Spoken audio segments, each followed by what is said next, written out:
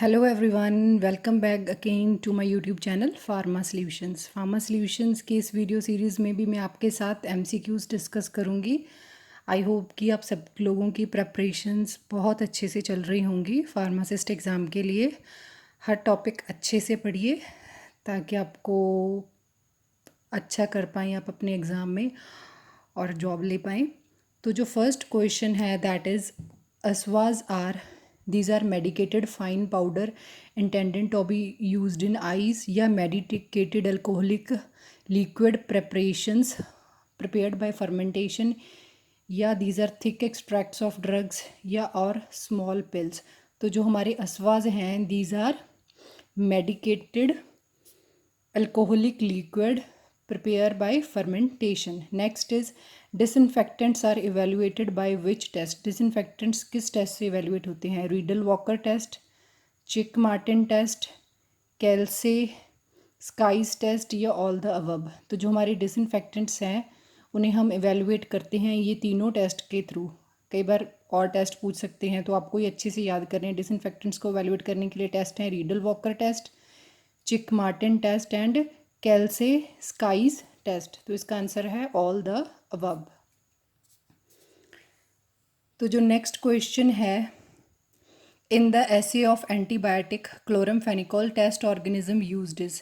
Chloramphenicol test और मतलब ऐसे के लिए हम कौन सा ऑर्गेनिज्म यूज़ करते हैं? माइक्रोकोकस ल्यूटियस, स्टेफाइलोकोकस ओरियस, इकोलाई या बैसिलस सबटिलिस। तो जो क्लोरमफेनिकोल है उसके ऐसे के लिए जो हम माइक्रो ऑर्गेनिज्म यूज़ करते हैं that is E coli, Escherichia coli. Next is Bacillus subtilis test organism is used in assay of. जो बैसिलस सबटिलिस है वो टेस्ट ऑर्गेनिज्म हम कौन सी एंटीबायोटिक के लिए करते हैं?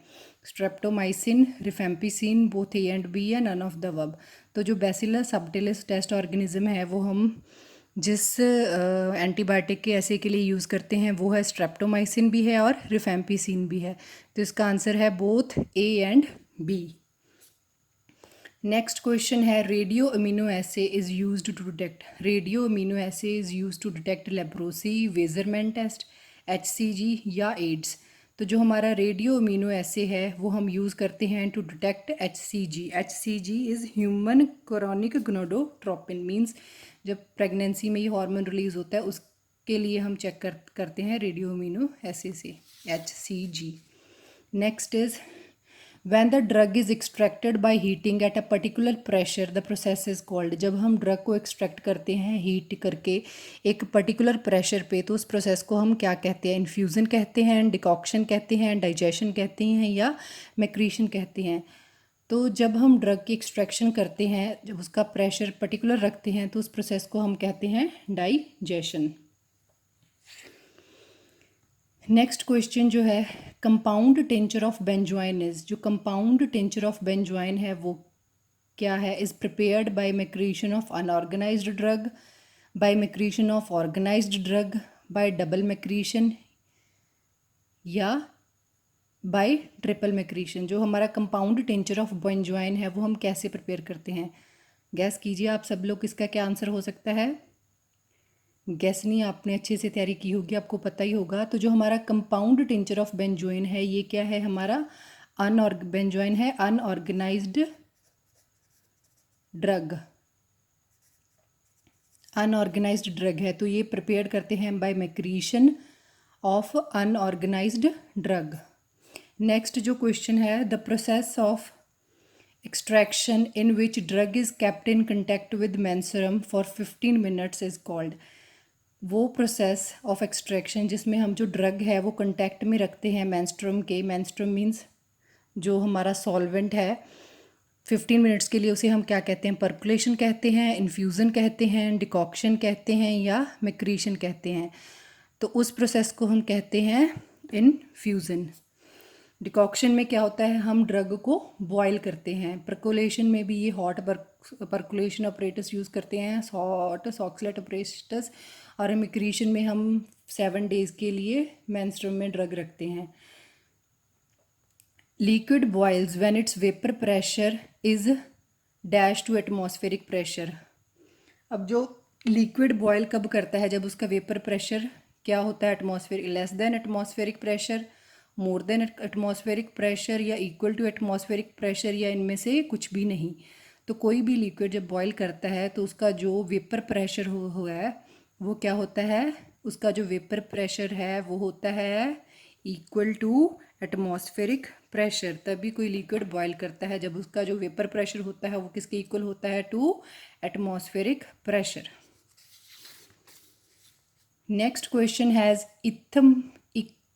इक्थामोल is prepared by infusion, decoction, destructive distillation और स्टीम डिस्टिलेशन। जो इक्थामोल है वो हम कैसे प्रिपेयर करते हैं, इन्फ्यूज़न से प्रिपेयर करते हैं, डिकॉक्शन से, डिस्ट्रक्टिव डिस्टिलेशन से या स्टीम डिस्टिलेशन से। तो जो इक्थामोल है वो हम प्रिपेयर करते हैं विद डिस्ट्रक्टिव डिस्टिलेशन। और जो स्टीम डिस्टिलेशन है उससे हम प्रिपेयर करते हैं जो भी हमारे वेजिटेबल ड्रग्स हैं, वॉलेटाइल ऑयल्स हम जब निकालते हैं तो मोस्टली हम जो distillation method of distillation use करते हैं that is steam distillation. Steam distillation is for immiscible liquids. Next is sintered glass filters are made up of. जो सिंटेड ग्लास फिल्टर्स हैं वो किसके बने हुए होते हैं, केसलगुर के, सैरामिक के, पोर्सलिन के या बोरोसिलिकेट के। तो जो हमारे सिंटेड फिल्टर्स हैं वो बने हुए होते हैं बोरोसिलिकेट ग्लास के। ये जो केसलगुर है, पोर्सलिन है या सैरामिक है, इनसे जो हमारा मतलब फ़िल्टर बनता है दैट इज़, उस फिल्टर को हम कहते हैं ceramic filter. Next is the propeller of propeller mixer rotator rotates. जो हमारा प्रोपेलर मिक्सर रोटेटर का जो प्रोपेलर है वो कितनी स्पीड पे रोटेट करता है, 100 RPM पे, 8000 RPM पे, 3000 RPM पे या 3000 to 20,000 RPM पे या 20 RPM पे। तो जो हमारा प्रोपेलर मिक्सर है वो रोटेट करता है एट 8000 RPM। जो प्रोपेलर मिक्सर है उसमें जो प्रोपेलर्स हैं वो रोटेट करते हैं कितने RPM पे, 8000 RPM इज रोटेशंस पर minute. Next question is viscosity of liquid increases with. जो हमारी विस्कोसिटी है वो कैसे इंक्रीज होगी लिक्विड की, with rise in temperature, with fall in temperature या विद प्रेशर या नन ऑफ द अबव। तो जो हमारी लिक्विड की विस्कोसिटी है वो इंक्रीज़ होगी जब उसका जो टेम्परेचर है वो कम होगा। जब किसी भी लिक्विड का टेम्परेचर हम बढ़ा देते हैं, उसका इंक्रीज़ कर देते हैं, तो जो उसकी विस्कोसिटी है वो कम होती है। और जब कम होती है, जब हम टेम्परेचर बढ़ाते हैं तो विस्कोसिटी क्या होती है, कम होती है। और जब हम टेम्परेचर को कम करते हैं तो किसी भी जो लिक्विड है उसकी जो विस्कोसिटी है वो क्या करती है, इंक्रीज़ होती है। Next is fine powder should pass through sieve number. जो हमारा फाइन पाउडर है वो कौन से सीव नंबर के थ्रू पास होना चाहिए, पास करते हैं। Fine powder should pass through sieve number 85, 120, 44 या 22। जो हमारा फाइन पाउडर है वो पास करता है थ्रू सीव नंबर 85। 120 सीव नंबर के थ्रू क्या पास आउट करते हैं हम, वेरी फाइन पाउडर। और 44 के थ्रू मॉडरेटली कोर्स पाउडर और 22 के थ्रू कोर्स पाउडर।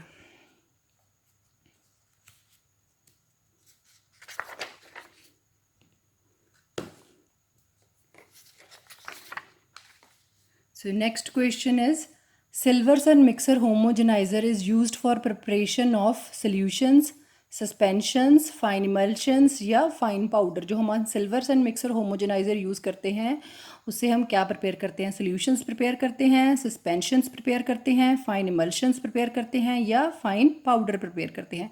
तो जो हमारा सिल्वरसन मिक्सर होमोजेनाइज़र है उससे हम प्रिपेयर करते हैं fine emulsions. Next is cellophane sheets are used for blister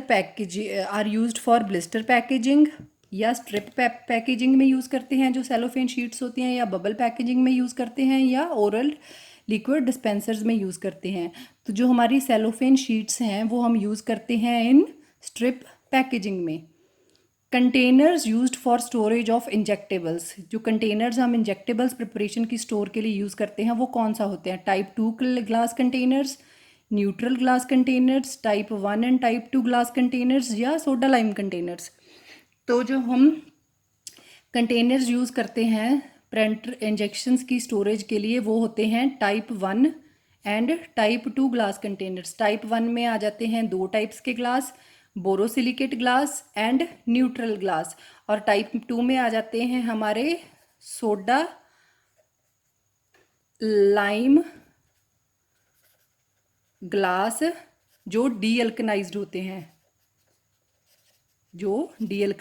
हैं, टाइप 1 में न्यूट्रल ग्लास आ जाते हैं, बोरोसिलिकेट ग्लास, और टाइप 2 में आते हैं सोडा लाइम ग्लास। क्योंकि डीअल्कनाइज्ड हम इसलिए कहते हैं क्योंकि जो हमारे सोडा लाइम ग्लास होते हैं उनकी एक मेजर डिसएडवांटेज है कि ये अल्कली को मतलब कंपाउंड्स में छोड़ते हैं, तो इनको पहले डीअल्कनाइज्ड करते हैं, तो ये हम पेरेंटल प्रिपरेशंस में यूज़ करते हैं।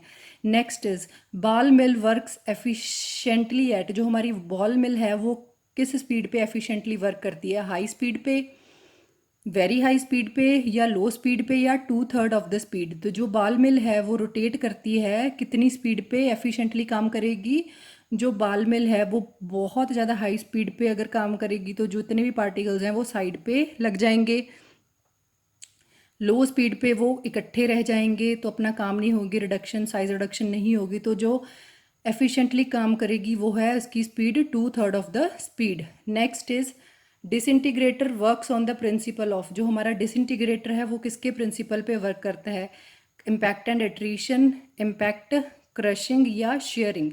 तो जो डिसइंटीग्रेटर है वो वर्क करता है ऑन द प्रिंसिपल ऑफ, जो डिसइंटीग्रेटर है वो वर्क करता है on the principle of crushing.